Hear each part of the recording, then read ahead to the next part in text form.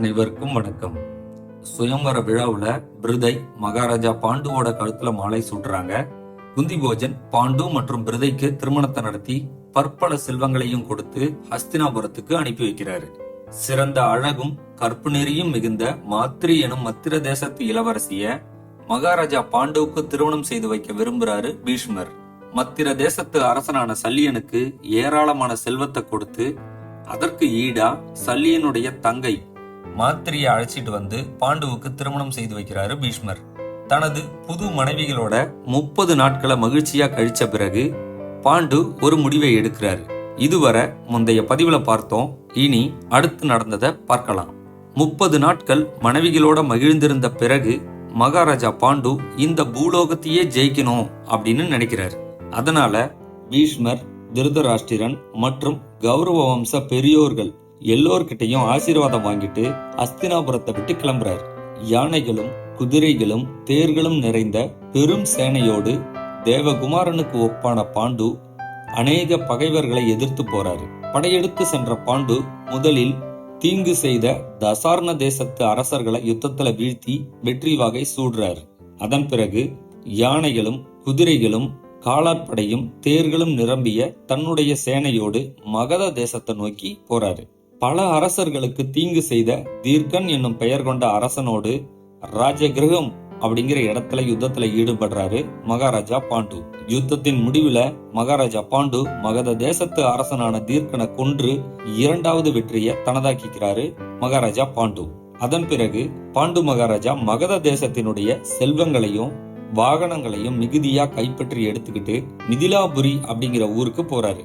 அங்க விதேக ராஜர்கள் அவங்கள எல்லாரையுமே தோற்கடிச்சு அடுத்த வெற்றியையும் பதிவு பண்றாரு மகாராஜா பாண்டு.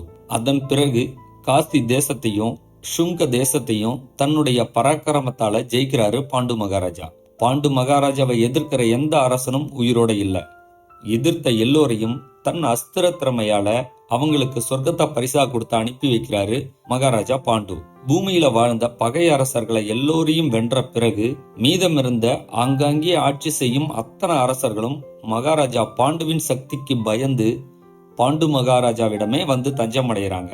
அந்த அரசர்கள் எல்லோரும் தங்கள் சக்திக்கு ஏற்ப மணிகளையும் முத்துக்களையும் பவளங்களையும் பொன்னையும் வெள்ளியையும் பசுக்களையும் யானைகளையும் குதிரைகளையும் கோவேறு கழுதைகளையும் ஒட்டகங்களையும் எருமைகளையும் செம்மறி ஆடுகளையும் வெள்ளாடுகளையும் உயர்ந்த கம்பளிகளையும் உயர்ந்த ஆடைகளையும் மிருகங்களின் தோள்களையும் ரத்தின கம்பள விரிப்புகளையும் இன்னும் அநேக செல்வங்களையும் கொண்டு வந்து பாண்டு மகாராஜா கிட்ட கொடுத்து பாண்டு மகாராஜாவை அரசனுக்கு அரசனா ஏத்துக்கிட்டு கொண்டாடுறாங்க. பாண்டு மகாராஜா பூலோக தேவேந்திரன் அப்படின்னு சொல்லி தம்முடைய மகிழ்ச்சியை வெளிப்படுத்துறாங்க. அதன் பிறகு பாண்டு மகாராஜா ஹஸ்தினாபுரத்துக்கு போய் தான் பெற்ற வெற்றியையும் ஈட்டிய செல்வத்தையும் காட்டி ஹஸ்தினாபுர மக்களை மகிழ்விக்கணும் அப்படின்னு நினைக்கிறாரு.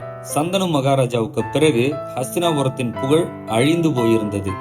அத மறுபடியும் புகழ் பெற செய்தது பாண்டு மகாராஜா தான். இதற்கு முன்னாடி ஹஸ்தினாபுர தேசத்தின் செல்வத்தையும் தேசத்தையும் அபகரித்த அத்தனை அரசர்களையும் தோற்கடிச்சு அவங்கள ஹஸ்தினாபுரத்துக்கு கப்பங்கட்ட வைக்கிறாரு பாண்டு மகாராஜா. இதையெல்லாம் செஞ்சு முடிச்சிட்டு ஹஸ்தினாபுரத்தை நோக்கி வராரு பாண்டு மகாராஜா. மக்களும் மந்திரிமார்களும் பீஷ்மரும் இன்னும் அநேக கௌரவ வம்சத்து வீரர்களும் மகாராஜா பாண்டுவை பார்த்து நலம் விசாரிக்கிறாங்க. அவர் பெற்ற வெற்றியையும் ஈட்டி வந்த செல்வத்தையும் கண்டு வெகுவா பாராட்டுறாங்க. ரொம்பவே சந்தோஷப்படுறாங்க. பாண்டு நேரா பீஷ்மர் கிட்ட போய் அவர் பாதங்கள்ல விழுந்து வணங்குறாரு. வெற்றியோடு திரும்பி வந்த மகாராஜா பாண்டுவை ஆறத் தழுவி ஆனந்த கண்ணீர் சிந்துறாரு பீஷ்மர். பிறகு மகாராஜா பாண்டு போரில் பங்கேற்ற அனைவருக்கும் அவரவர் திறமைக்கு ஏற்ப பரிசுகளை கொடுத்து அவங்களையும் அவங்களோட குடும்பங்களையும் கௌரவப்படுத்துறாரு. அஸ்தினாபுர மக்கள் அனைவரையும் மகிழ்ச்சி படுத்திய பிறகு பாண்டு மகாராஜா தனது அரண்மனைக்கு வந்து சேர்ந்தாரு. போரில் பங்கேற்றவங்களுக்கு கொடுத்தது போக மீதமிருந்த அத்தனை செல்வங்களையும் திருதராஷ்டிரனிடமும் அனுமதி பெற்ற பிறகு பீஷ்மருக்கும் சத்தியவதிக்கும் தன் தாயான அம்பாலிகைக்கும் கொடுக்கிறாரு பாண்டு மகாராஜா. அது மட்டுமில்லாம விதுரருக்கும் பல செல்வங்களை அனுப்பி வைக்கிறாரு. தன் புதல்வன் பெற்ற வெற்றியை கண்ட அம்பாலிகை தன் மகனை ஆறத் தழுவி ஆனந்த கண்ணீர் சிந்தி மகிழ்ச்சியை வெளிப்படுத்துறாங்க. பாண்டுவின் வெற்றியில மகிழ்ந்த திருதராஷ்டிரன் அஸ்வமேத யாகத்துக்கு ஒப்பான பல யாகங்களை நடத்துறாரு. அஸ்தினாபுரமே மகிழ்ச்சியில திளைச்சிருக்கு. ஆனா இந்த மகிழ்ச்சி என்னைக்கு நீடிக்குமா? அதை அடுத்த பதிவில் தெரிஞ்சுக்கலாம். நன்றி, வணக்கம்.